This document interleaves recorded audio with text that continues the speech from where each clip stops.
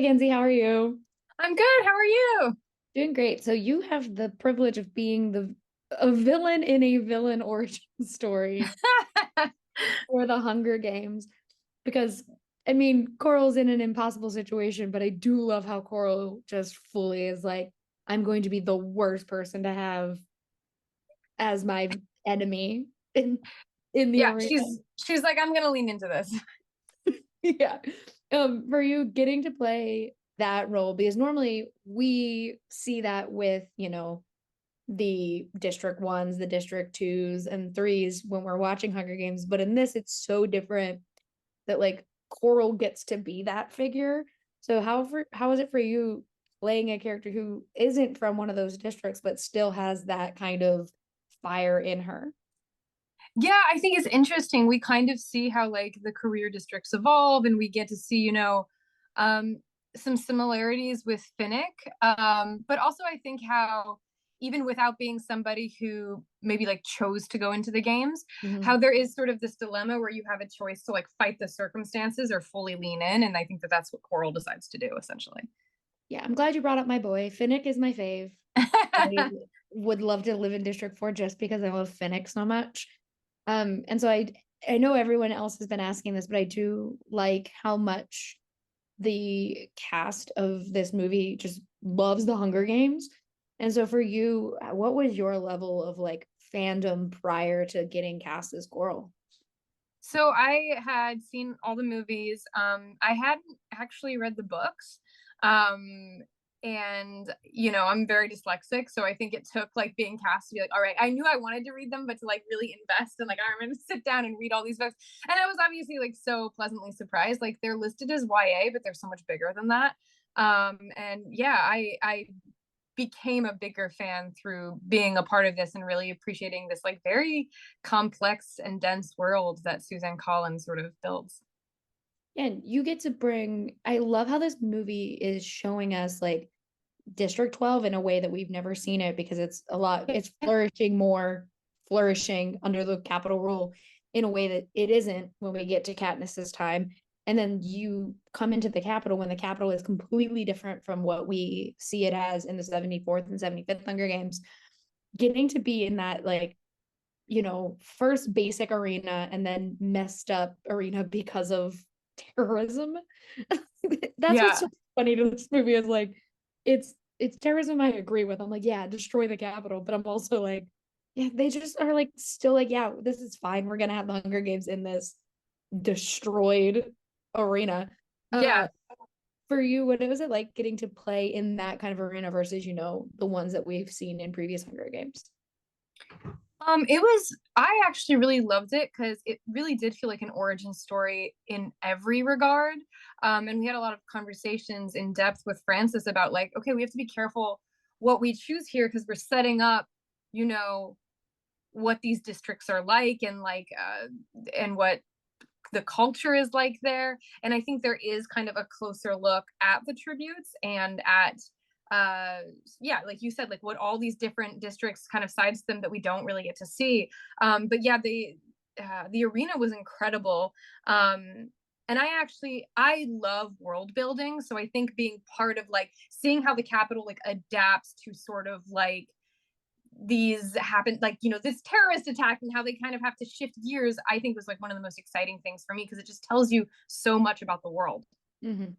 Yeah, completely. And like I do love like those wonky like the water delivery service on the drones that are not good. Yeah. But like there's just so many like elements that you're like, well, yeah, eventually they figure this out, but they have not figured it out at this point. And I do like these tributes have a unique perspective because this is the first time we're seeing kind of the like sell these tributes to the rest of Panem. So for you getting to have that element of like, yes, there is showmanship. There's like Coral is trying to just survive, but now she has to also be like, yeah, I'm cool. You should want to support me.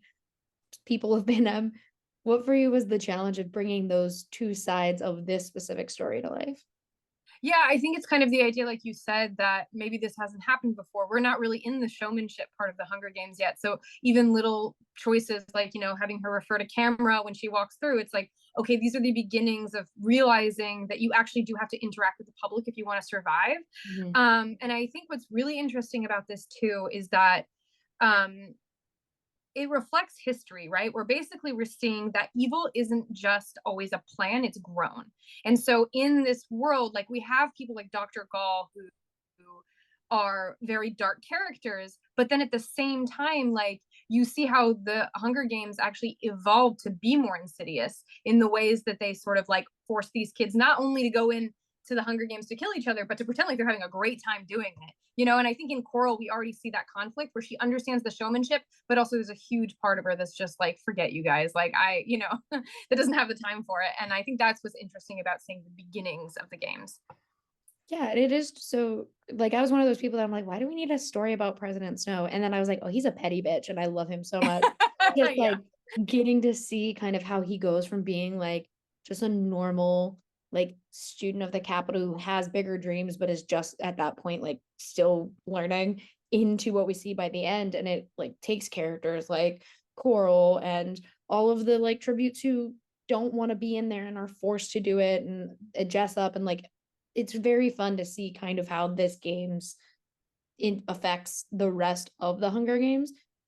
But with Coral, because it's we really only get to meet her when she is at the Capitol, was there something or anything that you wish we could have seen with Coral prior to the game?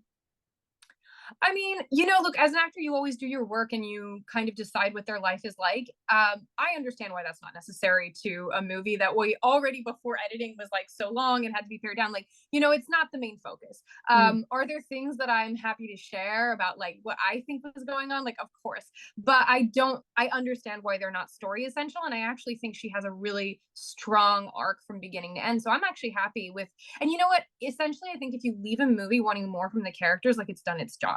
You don't want to give too much. You want to let people kind of build their ideas of what's going on. But we do see her get vulnerable. We do see her very dark side, and I think that those contrasting things already give you a pretty good idea of like what's going on. I mean, for me, I've always said that she had to have something that she was desperately trying to get home to that wasn't just survivalist.